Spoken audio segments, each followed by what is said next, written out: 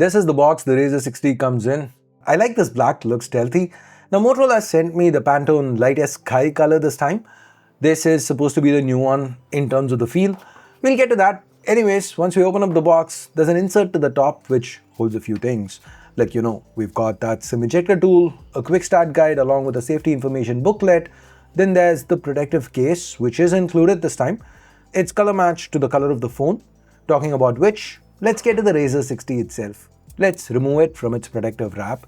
Now the back here, they're calling this an acetate finish. It feels kinda smooth, marble-esque. It's the first time we are seeing this on a flip phone in India. It's slippery, sure, but it does feel very nice and premium in hand. Now the other two Pantone color options, the blue, it has a fabric finish, while the green, it's your typical grippy vegan leather. Now coming back, this is how my Razr 60 looks with the case on. Let's dig further into the box. Next up, there is a Type A to Type C USB cable. And finally, there is a 33-watt charger that's included in the box.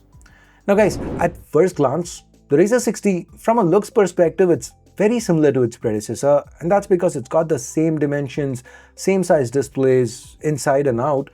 There are a few very important upgrades that Motorola is offering. But before we take a look at them, if this is your first time here, or in case you just can't remember, my name's Ash, you're watching C4E Tech, and let's get started.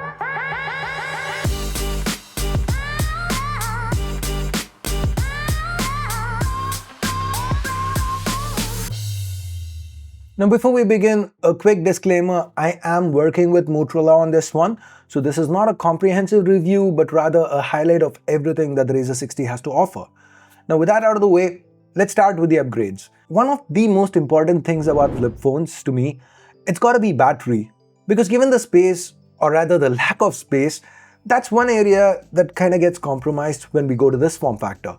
And while the Razr 60 hasn't gotten any heavier than its predecessor, Motorola have still managed to increase the battery capacity. It's now 4500 mAh.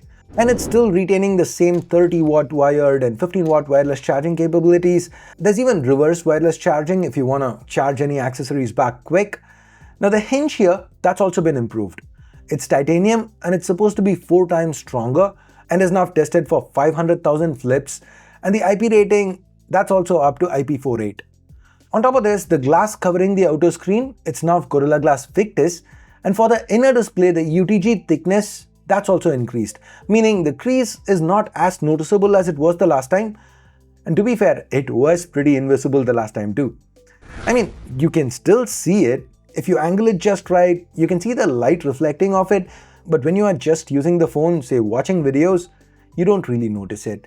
Even when you're scrolling, even when you're actually touching that crease, you don't really feel it. Motorola has done a very good job handling that crease. Now the display here on the inside, it's 6.9 inches, 10-bit POLED, the resolution is still Full HD+, refresh 120Hz. There is support for LTPO tech to vary the refresh in order to improve efficiency, which with this form factor is pretty important. We also get stereo speakers with Dolby Atmos support, so watching videos, sweet experience. The cover display remains 3.6 inches. It's smaller than what we get with the Ultra, but it's still pretty large by flip phone standards. It's almost Full HD resolution, is pretty pixel dense, and the 90Hz refresh is smooth enough when you're using it. Now both panels do get quite bright and are easy to use outdoors. Now another important thing with flip phones to me is how usable these cover screens are. And that's one area where Motorola has consistently done well. Now there are a bunch of panels that you can add here. On top of it, from the apps panel, you can pretty much have any app run on the cover display. Of course, you can change the app orientation as per your need, and while using it, you can just flip open the phone and continue to use it if you need that larger screen. And it's not just that, even the reverse works. So when you're, say, browsing something on the phone, fold it. Now by default, the screen turns off, but you can actually set some apps to continue on the cover display. So say you're watching a video on YouTube, close it, and yes, you need to hit continue, but you can pick up where you left off. Now what if you don't want to do that every time? Then you can select the manual option. So now when you close the phone, you have this little icon that you can swipe to continue if you choose to. I really like the implementation here. Additionally, we get proper always-on functionality, and you can also set up the screens for tent and stand modes if that is something you want to use. Now the hinge is pretty rigid and it can hold a lot of angles, and this time around Motorola has added something fun that also happens to be useful. Now when you're shooting this way, you get air gestures for video. Show your palm and the camera starts recording. Now when you want to pause, you can clench your fist. Show your palm again and the recording resumes. If you show your fist and hold it, you get a stop recording. Neat, right? Given the 4K recording on this phone is pretty good, and being able to shoot footage of yourself without relying on someone, especially with this form factor, it definitely seems to be an advantage if you like shooting vlogs, shorts, reels, etc. Also, the camcorder mode that we've seen in the past, it's still present, it still feels as cool as it used to. We had a lot of fun shooting with this. Now the camera hardware itself hasn't really changed. We still get a 50 megapixel primary with a 13 megapixel ultra wide, but Motorola's improved processing, it seems to help you get better results. The skin tones in particular seem to be more consistently natural here. Even under low light, the primary, it seems to fare quite well. Reasonably low noise levels, the pictures were usable. And the ultra wide, it has similar colors to the primary and also has autofocus, so it does pull double duty for macro shots such as this.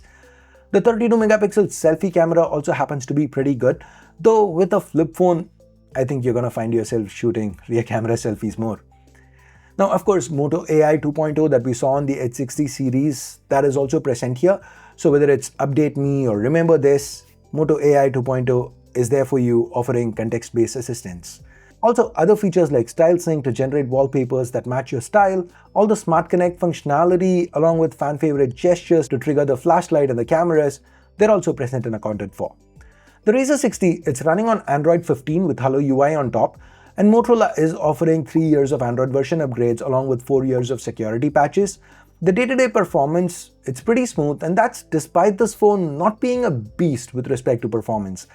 It is powered by a solid mid-range SoC though. The 4nm Dimensity 7400X, it brings with it a slight bump in performance since last year, and it seems fine for the day-to-day.